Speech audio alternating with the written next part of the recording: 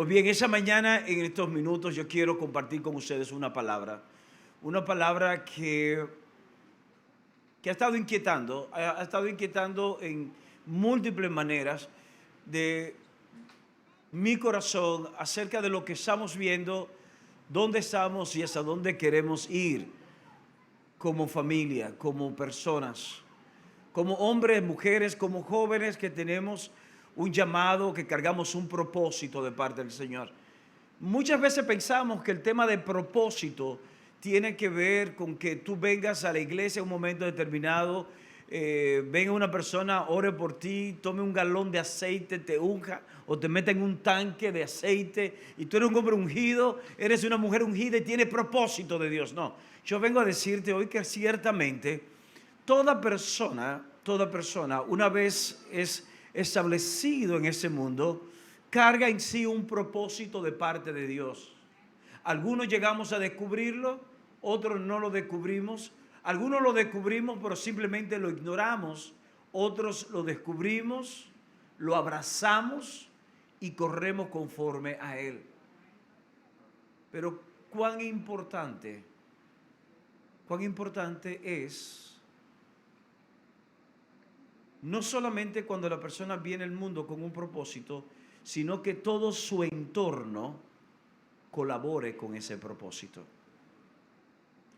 Que todo su entorno colabore con ese propósito. Y cuando vemos estadísticas, nos sorprende cómo el enemigo de nuestras almas, cómo las tinieblas, paralelamente al propósito de Dios, igualmente va manifestando su propósito y es de estorbar, de impedir que lo que Dios estableció en la vida de alguien se pueda cumplir. ¿Y cómo lo va a lograr? Satanás tiene fuerza. Satanás tiene realmente el poder suficiente para estorbar, tiene el poder suficiente para sabotear lo que ya Dios ha determinado. Yo creo particularmente que no. Yo creo que no tienes el poder para eso. Yo creo que nosotros, la iglesia, lamentablemente, hemos sobredimensionado el poder de las tinieblas. Creo que la iglesia en muchas ocasiones le ha dado un rango, le ha dado un poder, le ha dado una influencia que las tinieblas realmente no tienen. Sin embargo, por ignorancia de nosotros, los escogidos, los llamados, los establecidos por Dios, por nuestra ignorancia hemos cedido, hemos otorgado, y a causa de eso entonces sí vemos la manifestación de las tinieblas en medio nuestro. Por eso que cuando vemos estadísticas de divorcio, no es de sorprender de cómo en los últimos años, la tasa de divorcio está prácticamente a la par de la tasa de matrimonios. Y nos sorprende. ¿Por qué? Porque una forma de estorbar es trayendo división.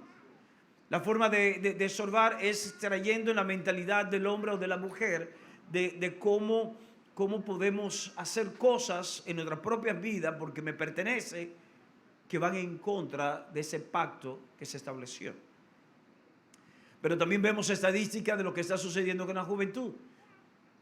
Mi esposa pertenece a una iniciativa, es parte de una iniciativa país acerca de transformación del país basado en valores. Y eso nos ha dado acceso a nosotros a algunas estadísticas oficiales y estadísticas extraoficiales. Dentro de las estadísticas extraoficiales, manejamos recientemente una que nos ha sorprendido. En lo que va de año, van 43 suicidios de jóvenes entre 14 y 18 años. Eso es extraoficial porque oficialmente no se ve en esa estadística. Pero estoy hablando de organismos oficiales que han filtrado esa información extraoficial. ¿Qué está sucediendo? Vemos matrimonios rotos, vemos jóvenes sin un sentido de vida, también renunciando a ella. ¿Qué está sucediendo? Hay un llamado de parte del Señor a nuestras vidas y es el de nosotros construir una casa firme. Construir una casa firme. Quiero que me acompañe brevemente a Mateo capítulo 1. Mateo capítulo 1, verso 18 al 24. Y vamos a tomar este pasaje de base.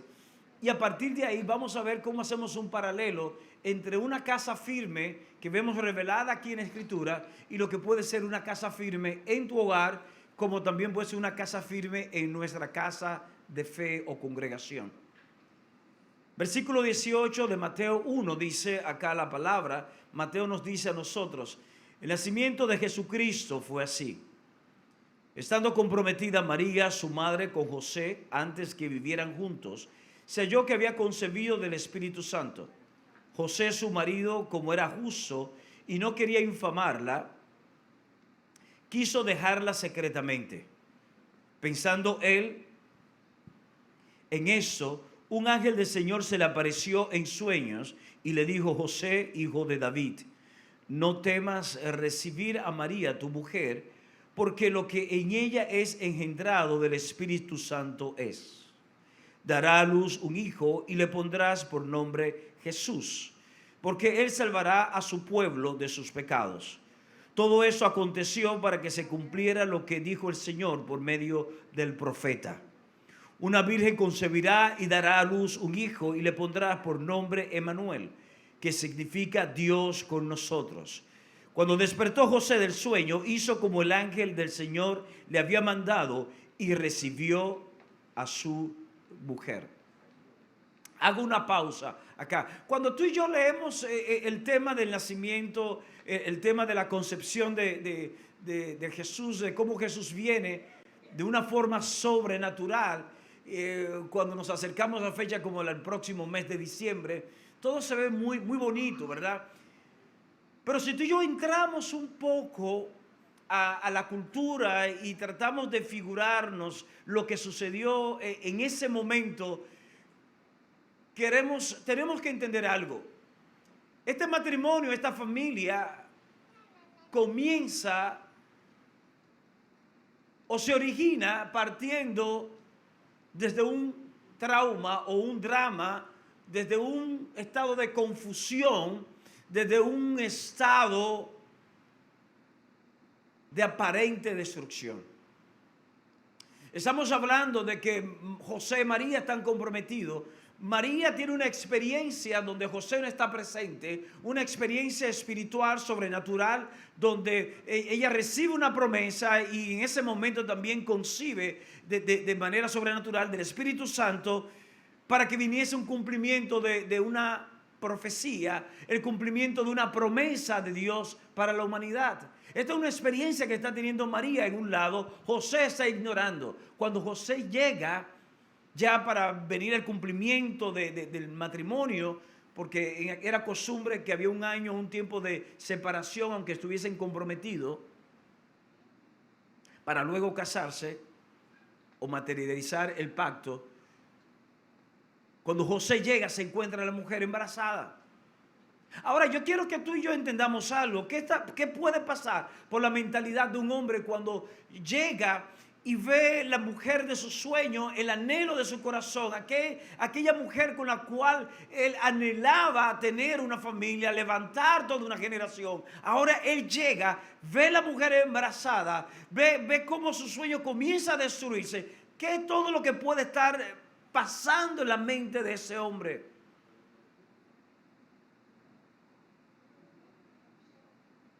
¿Qué puede estar pasando? Ahí es que empieza esta relación, ahí es que empieza esta familia. A veces pensamos que para tú y yo tener una casa firme, todo tiene que empezar bien, y nos dicen por ahí, hay un dicho popular que hoy yo vengo a desmontarlo. Algo que crece torcido, sus ramas. Y eso es mentira. Esto es un árbol que vemos ahora que empezó chueco, empezó torcido, empezó en un estado de confusión. Esto es una familia que inicia en un estado donde este hombre, por honra, lo dice: óyeme, yo lo que voy a hacer, vamos a hacer algo, María, mira, yo te voy a dejar tranquila, secretamente, porque si todo el mundo se entera de lo que tú me hiciste, te van a apedrear. como yo te amo, a pesar de sentirme herido, yo me voy a ir calladito. Pero el hombre estaba determinado a dejarlo todo ahí. Así inicia eso. Ahora quiero avanzar un poquito más para dar un punto inicial. Y es que cuando hablamos de una casa firme, tenemos que entender que el hombre y la mujer, cada cual, los padres tienen un rol dentro de una casa firme. Ambos padres tienen un rol en la vida de sus hijos. Ambos padres.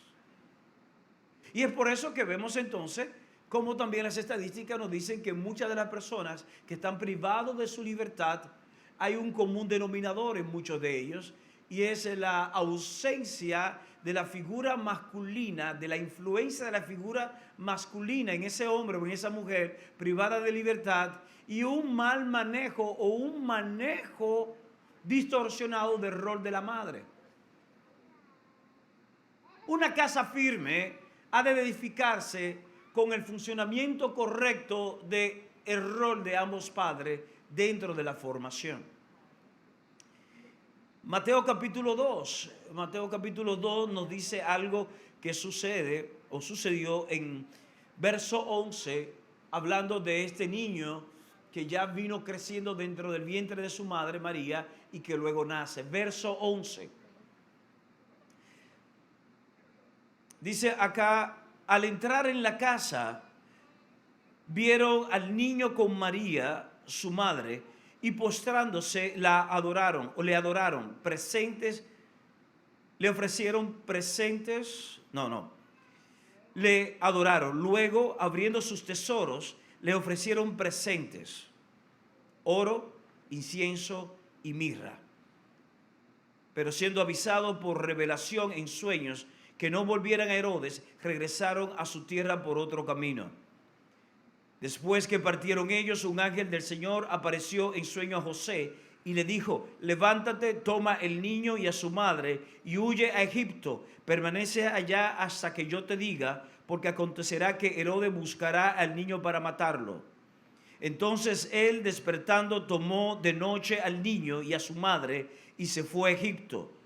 Estuvo allí hasta la muerte de Herodes, para que se cumpliera lo que dijo el Señor por medio del profeta cuando dijo, de Egipto llamé a mi hijo. Y algunos estarán pensando ahora, ¿qué tiene que ver eso con roles aquí? ¿Qué tiene que ver con rol de madre, con rol de padre? Es curioso porque Mateo señala que cuando esos magos, estos sabios que llegan de Oriente con riquezas, eran personas extremadamente ricas. Eran personas extremadamente ricas. Eran tan ricas ellos que cuando ellos se acercaban, Herodes le llamó la atención la caravana que le acompañaba. Una caravana que solamente dignatarios, que personas de mucha riqueza podían tener. Eso fue lo que le llamó la atención a Herodes. Eran personas ricas. Y dice que cuando estos hombres entran al lugar donde estaba el niño, donde estaba Jesús, el primer cuadro que vieron fue el cuadro de la madre con el niño. Y eso nos habla a nosotros de la importancia del rol de la madre en esa primera etapa del niño, en esa primera etapa de sus hijos. Cuando la madre concibe, se crea un vínculo. No solamente durante toda la etapa de la gestación, sino también en el nacimiento mismo. Hay un periodo de tiempo donde el niño es nutrido directamente de la madre. El rol de la madre en ese periodo de tiempo es determinante. Es determinante que la madre sea quien valide durante ese periodo la identidad en la vida de sus hijos. Dice que hubo presentes que trajeron a Jesús. Habla de oro, habla de incienso y habla de mirra. Y quizás no tenemos el tiempo suficiente hoy para describir cada uno de estos presentes. Pero todos estos presentes hablaban proféticamente o señalaba proféticamente la vida de Jesús, pero también revelaba la identidad de Él. Y cuando leemos el capítulo 12, leemos el capítulo 2 de Lucas también, y leemos otras porciones más, nos damos cuenta de un común denominador. Cada vez que María veía o escuchaba algo, dice que ella guardaba estas cosas en su corazón. Pero esto de María guardar estas cosas en su corazón, también le servía para María impartirlo en el momento determinado. El oro habla a nosotros no solamente de que ese momento era una provisión para ellos. No, el oro habla de la realeza de ese niño. El oro habla de que ese niño iba a ser o a ser manifestado como el rey. El incienso hablaba a la vida de ese niño acerca de la adoración, de la oración, de la parte piadosa que iba a generar. Pero la mirra utilizada para preparar los cuerpos para la sepultura hablaba también del sufrimiento que iba a acompañar a ese niño proféticamente. Pero es la madre la que recibe estas cosas. Es María que recibe la profecía en un momento determinado cuando Jesús es presentado en el templo, donde dice que una lanza va a penetrar, va a traspasar tu alma. Es María quien vive recibiendo estas cosas. Es María que va guardándolo en su corazón. Y es María que en un momento determinado va impartiendo esto a su hijo. Hay un rol de la madre. Hay un momento donde cada madre es llamada no solamente a impartir la vida a su hijo o a su hija, sino a validarlo, a reforzar su identidad.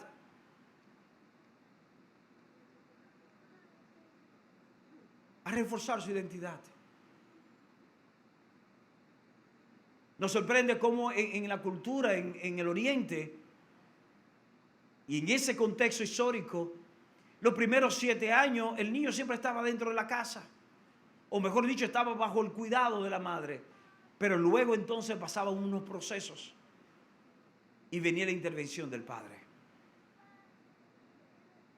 Y cuando leemos este pasaje, vemos entonces el rol de José. María recibe la profecía. María es la que se embaraza de ese sueño. María es la que se embaraza de esa promesa. María es la que da a luz la promesa. Sin embargo, cuando la promesa sufre una amenaza, quien recibe la revelación para venir a traer protección, a traer seguridad, ese rol de defensor es José. Es a José donde vemos que el Señor trata con José y dice, óyeme bien, mira, despiértate, arranca con el muchacho para Egipto, porque Herodes ha determinado una sentencia y el niño va a morir. Tiene que llevártelo para Egipto. Quédate en Egipto hasta que yo te avise. No le iba a avisar a María. Te dirán, pero ¿cómo es posible si fue María la que recibió la promesa? Fue María la que primero se la habló. ¿Por qué Dios no siguió tratando con María? No, porque hay un rol que le toca al hombre. Y ahora vemos a un José asumiendo su rol.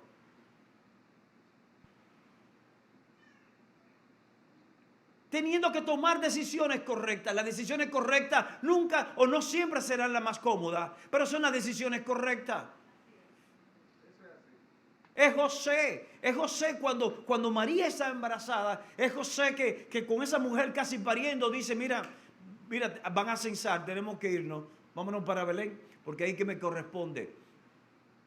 Y yo me imagino María, pero mi amor, mira negro, mira cómo estoy pariendo casi, óyeme, tenemos que ir. Porque el hombre tiene que tomar decisiones correctas, aunque no sean las más cómodas. Tenemos que ir. Pero ese enfoque de José de tomar decisiones correctas es lo que lo alineaba al cumplimiento profético, porque era necesario que ellos se trasladasen a Belén para que se cumpliese entonces también otra de las profecías que señalaba respecto a Jesús. Pero es también la obediencia de José lo que hace a él moverse, tomar una decisión e ir a Egipto, porque había una palabra dicha por los profetas donde dice: de Egipto llamé a mi hijo. Y la única forma de Egipto llamar a su hijo, cuando su hijo no iba a nacer en Egipto, sino en Belén, era si por un tema de amenaza el niño tenía que ir a Egipto. Hombres, no negociemos nuestro rol. Hombres, tenemos que ser sensibles. Ciertamente hay un rol que le corresponde a la mujer, pero muchas veces vemos hombres delegando esa decisión, ese rol a la mujer. Dice: no, yo estoy trabajando, haz algo tu mujer. Óyeme bien, hay cosas que no se pueden negociar. Amén, así es.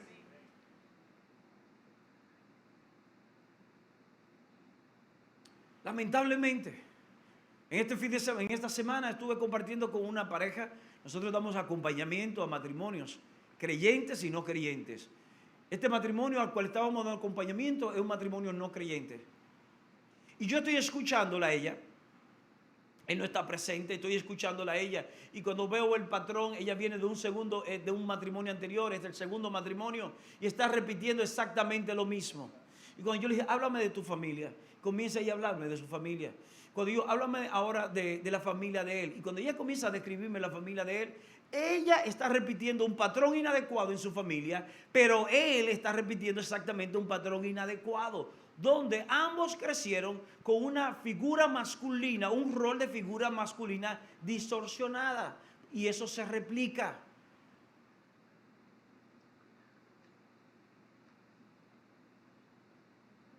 José tomó la decisión correcta, aunque no era la más cómoda.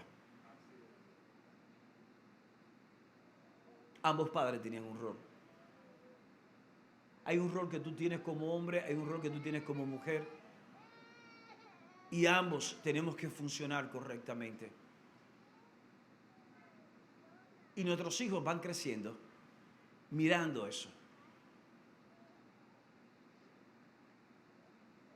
Y ellos saben cómo truquear muchas veces. Ellos saben. Ellos a temprana edad ya saben. Créanlo. Saben. Pero lo segundo que yo veo en esta historia de esta familia, que puede ser tu familia, es que esta familia, como vemos ahí, dependía de sus cimientos. Una casa firme dependerá de sus cimientos. A veces nos preocupamos, tú y yo, de la terminación.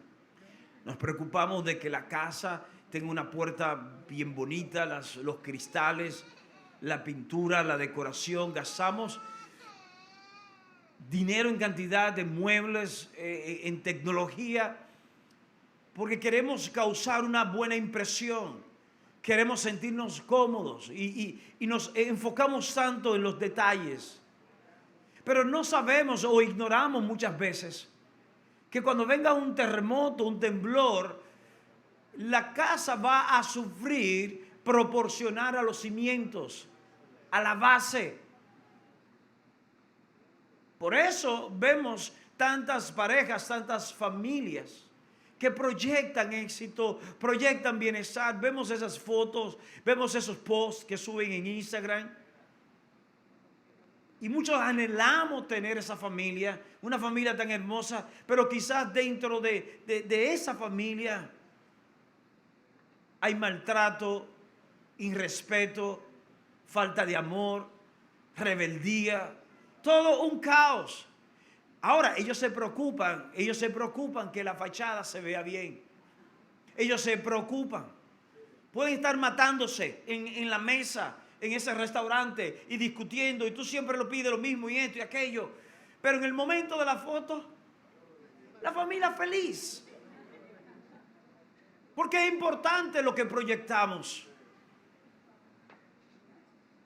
Pero ignoramos que la firmeza y la fructificación de nuestras familias, de nuestras casas, va a depender de los cimientos. Los cimientos no siempre son buenos.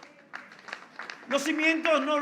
Óyeme, cuando están haciendo zapatas, si hay algún ingeniero aquí presente, puede apoyarme en esto. Cuando tú estás haciendo la zapata, tú no te vas a ocupar. ¿Qué ingeniero va a empañetar los blogs en la zapata? ¿Qué ingeniero va a ponerse a pintar? No, eso está en la zapata, eso está debajo de la tierra, nadie va a ver eso.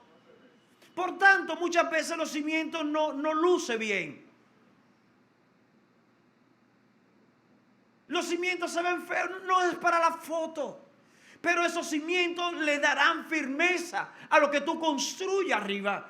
Y muchas veces los cimientos de una familia pueden estar basadas en heridas. Muchas veces los cimientos de una casa, de una familia, pueden estar basados en malas experiencias.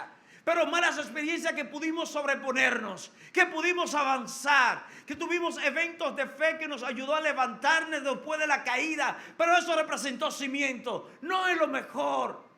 Esa cicatriz no se ve bien para Instagram, pero es exactamente lo que va a sostener, lo que luego vamos a edificar, que luego va a fructificar y que luego va a bendecir a otras generaciones. Porque los cimientos son determinantes para la firmeza de una casa, para la firmeza de una familia, para la firmeza incluso de una iglesia. Los cimientos. Y cuando volvemos a la historia de nuestra familia escogida hoy, vemos un común denominador en ellos dos, que esta era una familia gobernada por la fe y por la obediencia. Una familia gobernada por la fe y la obediencia, donde la fe, óyeme bien, donde la fe en ocasiones puede desafiar nuestra seguridad. Creerle a Dios puede desafiar nuestra seguridad. Cuando María recibe la promesa, óyeme bien, todo el mundo, wow, bienaventurada es María. ¿Sabe la bendición, María, escogida de todas las mujeres? Ser ella la escogida para que a través de ella viniese el Salvador. ¡Ay, si yo hubiese sido María! ¡Ah, María! Señores, María necesitaba fe para entender que no solamente el prometido de ella la podía abandonar. María necesitaba fe para saber que ella, creerle a Dios, la exponía a ser lapidada, a que el pueblo le tirara piedra a ella y la matase simplemente por haber adulterado. Porque aunque no se había casado, ya estaba comprometida y tenía el mismo peso. Pero ella creyó, aunque esto expuso su seguridad. Y estamos necesitando de hogares, de matrimonios, de familias, que estemos dispuestos a creerle al Señor, aunque eso exponga nuestra seguridad, aunque eso implique la no validación del sistema en nuestras vidas, aunque eso implique que en el colegio nos vean a nosotros como los padres anticuados, los padres que siempre estamos en desacuerdo de las cosas. Aunque eso implique que perdamos popularidad, que perdamos ciertos privilegios. Pero son hombres y mujeres que le están creyendo al Señor. Pero que es imposible, porque si yo no estoy de acuerdo con eso, entonces yo no voy a poder lograr tal o cual cosa. El tema es que cuando le creemos al Señor, lo que es imposible para los hombres es posible para Dios. De ahí es que María se agarra.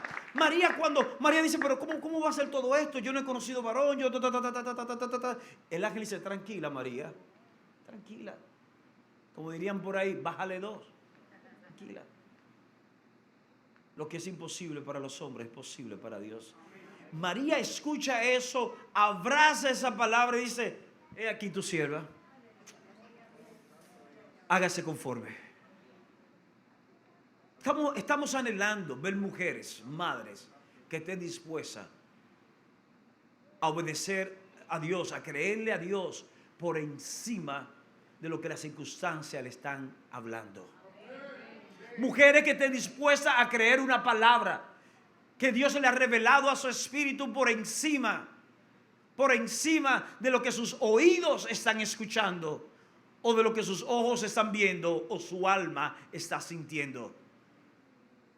María estaba sintiendo muchas cosas. María estaba viendo un futuro incierto, pero María decidió creer. Esto es cimiento. Pero por otro lado tenemos un hombre como José. Señores, lo vemos bien ahora. Ahora lo vemos bien todo esto, porque estamos de este lado y vemos el resultado. Pero ¿saben lo difícil que es para un hombre? Que le digan, óyeme, tranquila, esa barriga no fue que ella te fue infiel, el Espíritu Santo vino sobre ella. Óyeme, porque recuerden que no fue José. José no estaba presente cuando María tuvo la experiencia sobrenatural. Porque si está presente le es fácil. Él no estaba presente. Pero lo segundo que vemos en todo esto es que José tenía una determinación. Voy a dejarla, lo voy a dejar secretamente, pero la voy a dejar porque yo no voy a pasar esta vergüenza y que me estén cantando la canción aquella que se hizo popular en los 90. Ah, ustedes se la saben. Sigan ahí. El punto es que cuando el ángel le dice a José, mira, no haga eso, no tome esa decisión, esos son tus deseos, pero no hagas eso, ve, recíbela, porque hay propósito ahí, recíbela como tu esposa. Obediencia. Y muchas veces la obediencia pudiera oponerse a nuestros deseos. Muchas veces obedecer al Señor puede oponerse a nuestros deseos. Muchos citamos ese pasaje, ¿verdad? Cuando Jesús está ahí orando en Getsemaní y dice, Padre, pasa de mí esta copa, pero no sea mi voluntad, sino la tuya. Su deseo, ¿cuál era? No pasar, no atravesar, no por la muerte, porque ese es otro tema también. Él estaba convencido que era la muerte, porque para eso había venido pero todo lo que implicaba el trayecto, yo me imagino a Jesús. ¿Quiénes han jugado Monopolio? Jesús me hubiese querido coger una tarjetita y pasar así, pasar por Go. Y llegar al cumplimiento. Sin pasar por esa copa de sufrimiento. Pero no sea mi voluntad, sino la tuya. Porque muchas veces obedecer va a ir en contra de nuestros deseos. Miren, hay dos cosas que yo soy muy conectado, es deporte y películas. Te dirán, ¿cuándo usted tiene tiempo para leer la Biblia? No se preocupen, yo saco tiempo. Pero yo soy deporte y películas. Hubo una película, para mí una de las películas épicas que más me gustaron y la he visto varias veces, que es El Gladiador. Gladiador. Y el Gladiador tiene diferentes frases. Y hay una frase en particular. En un momento estamos hablando de un tipo que era general del ejército romano y por cosas de la vida pasa a ser entonces ahora esclavo. Y está ahí como esclavo en el Coliseo, iba a pelear, pero corría riesgo de que aunque ganara lo iban a matar. Y uno de sus compañeros le dice a él, Máximos, no lo hagas. Tú sabes que te pueden matar. Y hay una frase que yo la grabé, ¿verdad? Dice, en ocasiones hago lo que quiero y en la mayor parte del tiempo hago lo que debo. Mira, wow, qué película más espiritual. No, Tigre mató gente después, usted no se imagina. Pero oigan eso. En ocasiones hago lo que quiero, pero la mayor parte del tiempo hago lo que debo. Eso es obediencia. Y cuando nosotros como padres, como hijos también, y decidimos crecer en una familia y formar una familia para que sea una casa firme, en ocasiones vamos a hacer cosas que nos vamos a divertir, porque es lo que queremos. Pero por lo general se debe de hacer las cosas necesarias para lograr. Ahora, dice la palabra en Lucas, dice Lucas que, ya nos quedan pocos minutos, dice Lucas que Luego el ángel habla con José y le dice, miren, vuelvan. Ya es tiempo que vuelva para la tierra a la que tiene que estar. Y José toma a su familia para que se cumpliese también la palabra. Y van a Galilea, van a Nazaret, porque su hijo iba a ser llamado así. Y para que hubiese cumplimiento tenía que ser llevado a esa región. Quizás José ya estaba cómodo, estaba establecido en Egipto. Y estaba seguro, ¿para qué volver para allá? Y esto porque el propósito gobernaba sus pasos. Nosotros necesitamos hogares, familias, que sea el propósito de Dios que gobierne nuestros pasos. Que sea el propósito. Ahora, ¿sabes tú cuál es el propósito de Dios para tu vida? Dios tiene un propósito general, pero hay un propósito para tu vida. Hay un propósito de Dios para tu familia, para tu matrimonio, para tus hijos. ¿Conoces tú cuál es el propósito? Porque cuando tú conoces el propósito, tu vida va a estar gobernada por ese propósito. Cuando tú identificas el propósito, entonces tu alimentación, suponiendo que tu propósito sea dentro del deporte, tú entiendas, ¿verdad? Y quieras llegar a ser un deportista en cualquier área de alto rendimiento, lo que tú ingieras, tu alimentación, tus ejercicios, tus horas de sueño, todo eso estará gobernado. ¿Por qué? Por el propósito. Comerás lo que tú entiendes que es necesario para tu cuerpo, no lo que tu paladar disfruta. ¿Por qué? Porque el propósito gobierna tu dieta. El propósito va a gobernar tus ejercicios. El propósito va a gobernar tus sueños. El propósito va a gobernar el ritmo de vida que tú llevas. Y eso aplícalo en cualquier área. Una familia que edifica una casa firme, el propósito eterno gobernará sus decisiones, gobernará la dieta de lo que ve, la dieta de los que escucha, las personas con las cuales se rodean. ¿A qué le van a prestar oído? ¿A qué le van a prestar sus ojos? Todo estará gobernado por el propósito.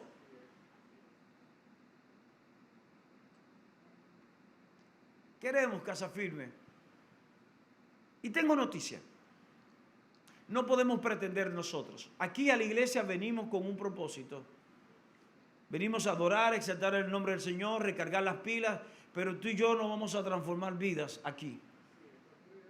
Tú y yo transformamos vidas allá afuera.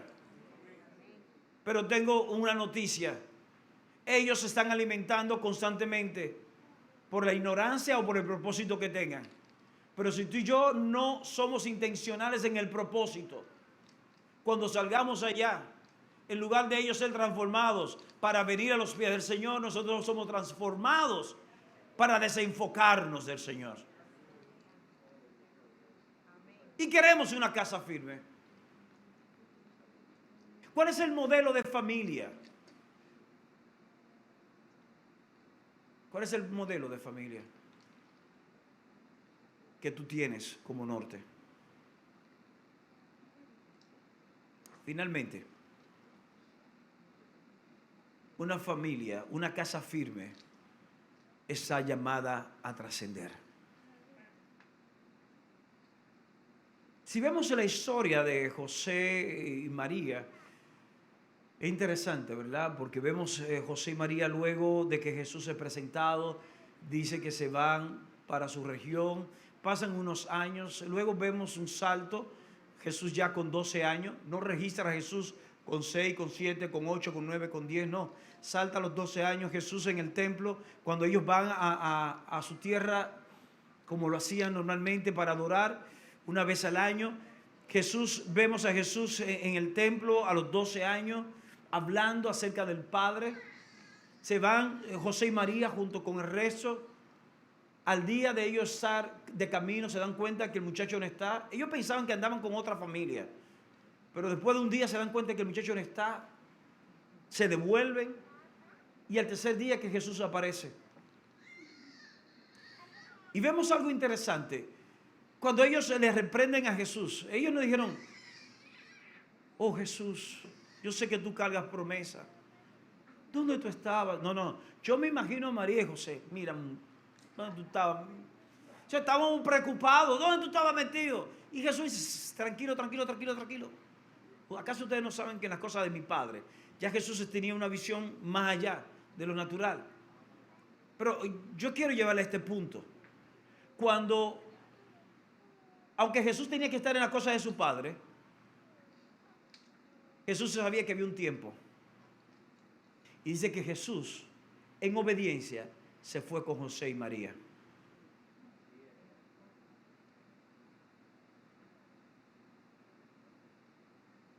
Luego vemos un salto 18 años después. No vemos el detalle de esos 18 años. No vemos el momento en que muere José. No vemos los momentos en que Jesús se hace diestro con la carpintería. Esos detalles no los vemos.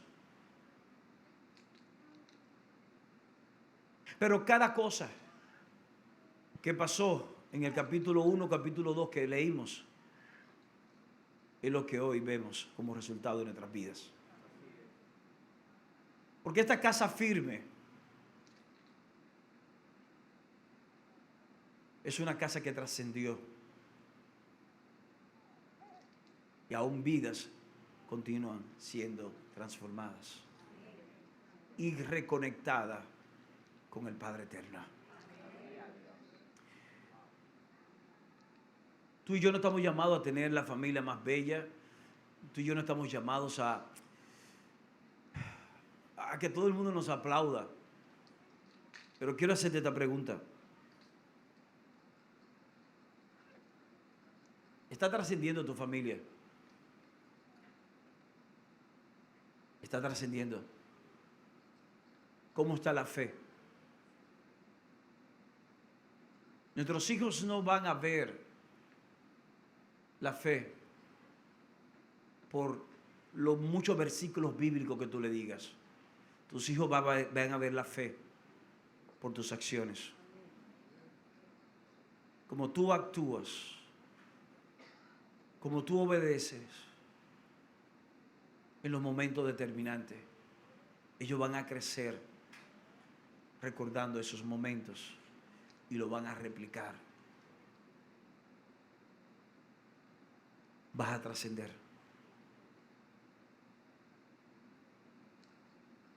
¿Y ahora qué? Esa es una pregunta que nos vamos a hacer. ¿Y ahora qué hacemos? Queremos una casa firme, queremos tener hijos en el Señor. Javier, tú dijiste de divorcio, tú hablaste de suicidio, pero eso no está en este contexto, porque ni somos creyentes aquí y no vamos a divorciarnos, nuestros jóvenes están siendo formados. Óyeme bien, yo quiero que tú entiendas algo. Tú quizás estás haciendo algo con tus hijos, pero tus hijos están expuestos. Tu esposo o tu esposa está expuesta.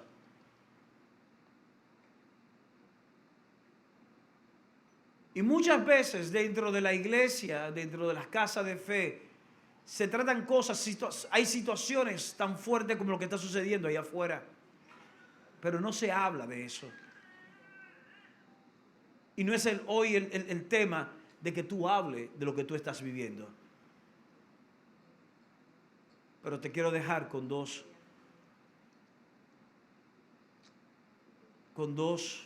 desafíos para esta semana. Identifica cómo estás construyendo. Tu vida es una vida de fe y obediencia, es una vida de conveniencia. Tu vida es una vida basada en decisiones cómodas o en decisiones correctas. ¿Cómo estás construyendo? ¿Cómo estás asumiendo tu rol de padre? ¿Cómo estás asumiendo tu rol de madre? ¿Cómo estás asumiendo tu rol de esposo, de esposa? ¿Cómo asumes tu rol de hijo?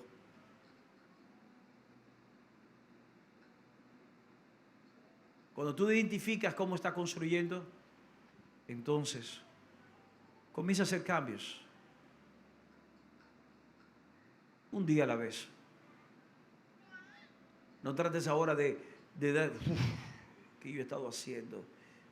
Y trata de hacerlo todo. No, no, no, no. Un día a la vez.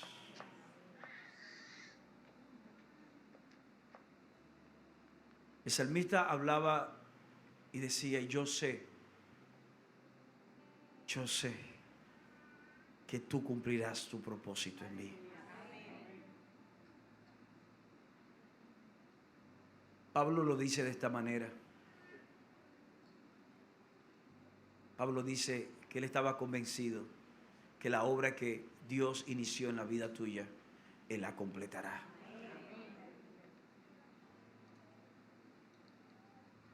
Si vas a salir de aquí con una convicción, sal con esta convicción. Eres una persona que carga propósito. Tu edad no determina tu llamado. Y no estás solo. Porque Dios no abandonará lo que se ha propuesto hacer contigo.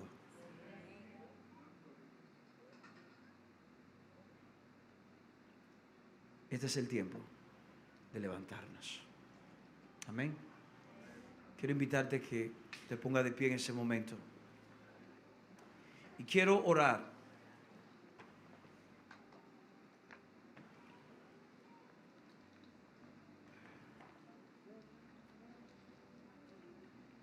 Y quizás aquí hay algún hombre que, al igual que yo,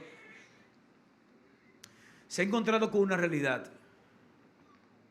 Se ha encontrado con la realidad de que no ha sido el hombre que debió haber sido. Quizás aquí hay algún hombre hoy que se ha encontrado con la realidad que no ha sido el padre que debió haber sido, el esposo, o simplemente el hombre que estaba llamado a ser.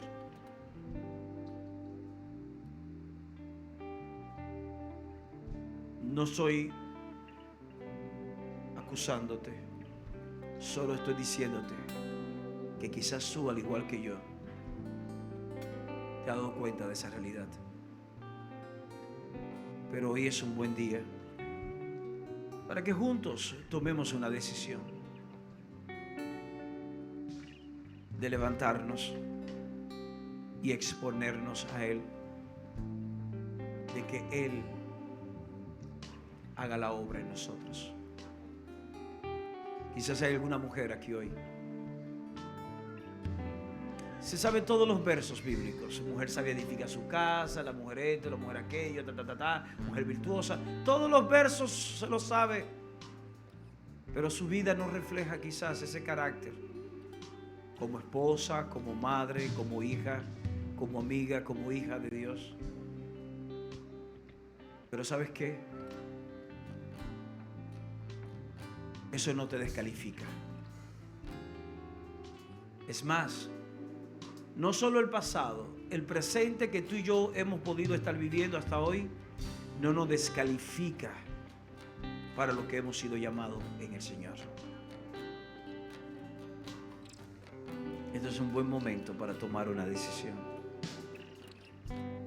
Quizás aquí hay jóvenes que están lidiando, a pesar de su edad, temprana o mediana edad, están luchando con un tema de confusión, con un tema de identidad. Hay jóvenes quizás que están luchando en medio nuestro hoy con un desafío de querer agradar a sus amigos, pero tienen que obedecer a sus padres, pero por otro lado tienen otros deseos y ven y tienen toda esta revolución. Yo quiero decirte, óyeme, tranquilo, relájate. Solo vive tu edad rendido en el Señor y verás